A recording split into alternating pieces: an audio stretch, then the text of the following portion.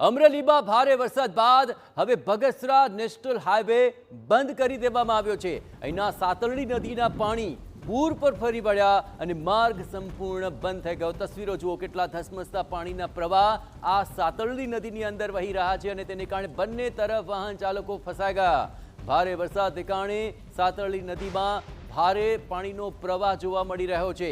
આ તસવીરો એ પરથી ખ્યાલ આવી શકે છે કે કેટલો ભારે વરસાદ વરસ્યો હશે। ઉપરાંત ઉપરવાસનું જે પાણી આવ્યું તેને કારણે પણ નદીની અંદર પાણીનો ભારે આવરો છે। બંને તરફ લોકો ઉભેલા જોવા મળી રહ્યા છે, કારણ કે આ તેજ પ્રવાહની અંદર પસાર થવું એટલે જીવના જોખમ સમાન સાબિત થઈ શકે છે અને તેને જ લઈને અહીંથી વાહન ચાલકોની અવર જવર બંધ થઈ ચૂકી છે।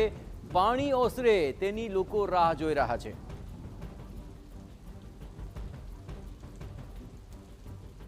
અમરેલી જિલ્લામાં બગસરા પંથકમાં ભારે વરસાદ બાદ અમરેલી બગસરા નેશનલ હાઈવે છે તે બંધ થઈ ચૂક્યો છે। આપને દ્રશ્યો બતાવીશ। આ સાતરણી નદીના ધસમસતા પાણીના પ્રવાહ છે, જેના કારણે આ માર્ગ છે તે સંપૂર્ણ બંધ થઈ ચૂક્યો છે। બગસરા અને અમરેલી તરફના બંને સાઈડ વાહન ચાલકો છે તે ફસાય છે। પાણી જે ધસમસતો પાણીનો પ્રવાહ આવી રહ્યો છે, હું આપને દ્રશ્યો બતાવી, જે રીતે મોટી સંખ્યામાં લોકો અહીં પણ એકત્રિત થયા છે, સાથે સાથે વાહન ચાલકો પણ અહીં ફસાય છે, કેમ કે જે રીતે ભારે વરસાદના કારણે આ સાતરણી જે નદી છે તેમનો જે પાણીનો પ્રવાહ છે તે જોવા મળ્યું છે, જેના કારણે સંપૂર્ણ વાહન વ્યવહાર છે તે બંધ થઈ ચૂક્યો છે। હજુ સુધીના તંત્રના અધિકારીઓ દ્વારા પણ કોઈ પ્રકારની વ્યવસ્થા છે તે કરવામાં નથી આવી। કલાકોથી વાહન વ્યવહાર છે તે બંધ થઈ ચૂક્યો છે। પાણી સતત આવી રહ્યું છે, અવિરતપણે વરસાદ ચાલુ છે, જેના કારણે આ પ્રકારની સ્થિતિનું નિર્માણ થયું છે। જયદેવ કાઠી, TV9 અમરેલી।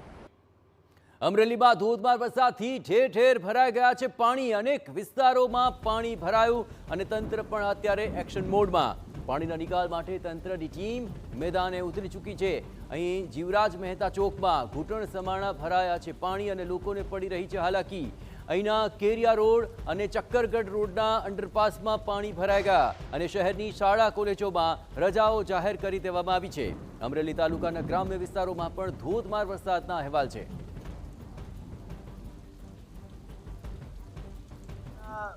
24 કલાકમાં લગભગ 50 mm જેવી વરસાદ થયો છે અને પાણી ભરાવાના 3 થી 4 જગ્યાએ આવી રીતે પ્રશ્નો છે। અમારી ટીમ જે છે કાર્યરત છે અને ઝાડ પડવાની એક હીરામોતી ચોકમાં બસ એક જ ઘટના બની છે અને અમારા ફાયર પણ ટીમ પણ કાર્યરત છે અને સમગ્ર વિસ્તારમાં એવા કોઈ મેજર કોઈ પ્રશ્નો નથી।